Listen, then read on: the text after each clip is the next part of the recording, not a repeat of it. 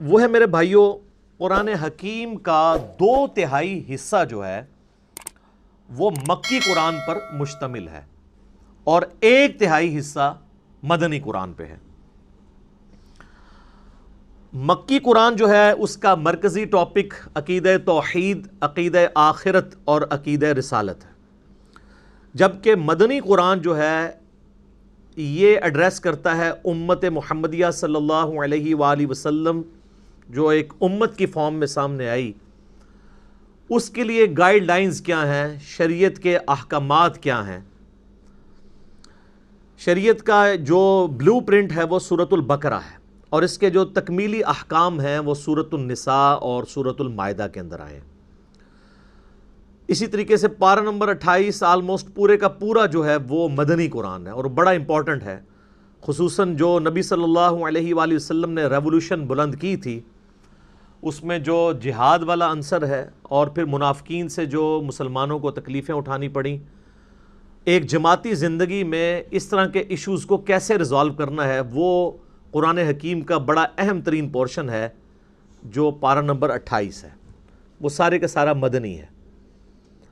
اور سب سے بڑا جو پورشن ہے وہ شروع کے آلموسٹ 6.5 پارے ہیں، وہ ہے میرے بھائیوں قرآن حکیم کا جو 1/3 مدنی قرآن ہے، اس کا بھی 2/3 حصہ پہلے 6.5 پاروں میں کور ہے۔ یعنی جو مدنی قرآن ہے اس کا 2/3 حصہ وہ شروع میں ہی آ گیا، سورۃ البقرہ،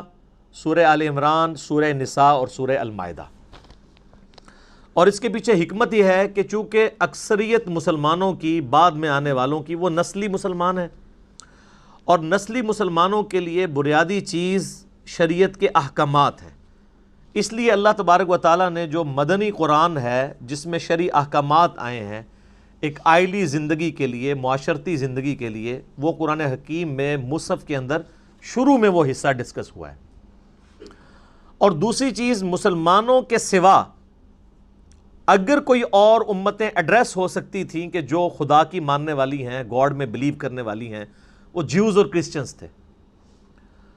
تو ان کو بھی اسی پورشن کے اندر ایڈریس کیا گیا۔ سورۃ البقرہ پوری کی پوری آلموسٹ اگر آپ دیکھیں اس کا مرکزی ٹاپک جو ہے، خصوصاً جو 5ویں رکوع سے لے کے آنورڈ، وہ بنی اسرائیل سے ریلیٹڈ ہے، جیوز سے۔ اور سورہ آل عمران میں آپ چلے جائیں تو ڈومیننٹ پورشن جو ہے وہ ریلیٹڈ ہے کرسچنز کے ساتھ، اور پھر سورہ نساء میں بھی، سورۃ المائدہ میں بھی، یہ ساری مدنی صورتیں ہیں۔ ڈومیننٹ پورشن جو ہے وہ اہل کتاب سے ریلیٹڈ ہے۔ ویسے تو ہم بھی اہل کتاب ہیں، سنن نسائی الکبریٰ کے اندر صحیح سند کے ساتھ حدیث موجود ہے، نبی صلی اللہ علیہ وآلہ وسلم نے امت محمدیہ صلی اللہ علیہ وآلہ وسلم کو بھی اہل القرآن کہا ہے۔ تو اہل القرآن ہونے کی وجہ سے ہم بھی اہل کتاب تو ہیں۔ ایک تو وہ پرانی کتابیں تھیں، اولڈ ٹیسٹمنٹ اور نیو ٹیسٹمنٹ، اور اب یہ ہمارا ہے فائنل ٹیسٹمنٹ، الفرقان، حق اور باطل میں تمیز کرنے والی کتاب۔ اس لیے آپ دیکھیں کہ سورہ آل عمران کا سٹارٹ اس سے ہوتا ہے کہ اللہ تعالیٰ نے تورات اور انجیل نازل کی تھی اس کتاب سے پہلے جو ہدایت کا سرچشمہ تھی، اور اب الفرقان نازل کیا ہے، حق اور باطل میں تمیز کرنے والی کتاب۔ اولڈ ٹیسٹمنٹ، نیو ٹیسٹمنٹ میں جو باتیں بھی اس فائنل ٹیسٹمنٹ سے ٹکراتی ہیں وہ ریجیکٹڈ ہیں، اور جو اس کے مطابق ہیں ان کو ہم منوان اسی طریقے سے قبول کرتے ہیں، کیونکہ وہ ٹیمپرڈ کتاب ہے۔ یہ اللہ تعالیٰ کی وہ کتاب ہے جو ٹیمپرڈ نہیں ہے، اور اس کے پیچھے حکمت یہ ہے کہ چونکہ آپ صلی اللہ علیہ وآلہ وسلم کے بعد اب کوئی پیغمبر نہیں آنا، تو اگر یہ کتاب بھی تبدیل ہو جاتی تو جب پیغمبر نے نہیں آنا تو پھر انسانیت کو ہدایت کیسے ملتی؟ اگلی کتابیں اگر ٹیمپر ہوتی تھیں تو پھر اللہ تعالیٰ نیا پیغمبر بھیجتا تھا، وہ پھر مشرکانہ جو عقائد تھے ان کی اصلاح کر دیا کرتا تھا۔ اب چونکہ آپ صلی اللہ علیہ وآلہ وسلم پر ختم نبوت ہو چکی ہے، اب قیامت تک کسی اور پیغمبر نے ایز اے نبی نہیں آنا، ایز اے امتی آنا ہے عیسیٰ ابن مریم نے، لیکن وہ بھی صحیح مسلم میں حدیث ہے کہ وہ تمہارے نبی صلی اللہ علیہ وآلہ وسلم پر نازل شدہ کتاب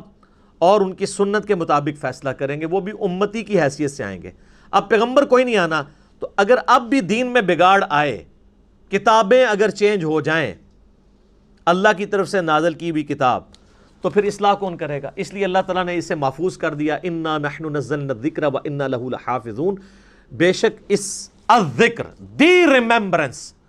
بڑی یاد دلانے والی، اللہ کی یاد دلانے والی کتاب،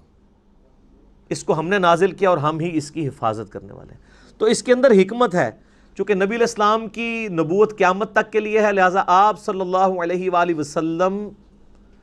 کی کتاب کو اللہ تعالیٰ نے قیامت تک کے لیے محفوظ کر دیا۔ آج اگر کسی کو ہدایت ملنی ہے تو اسی کتاب کے ذریعے ملنی ہے۔ یہ اللہ تعالیٰ کی طرف سے بہت بڑا انعام ہے امت محمدیہ صلی اللہ علیہ وآلہ وسلم کے لیے۔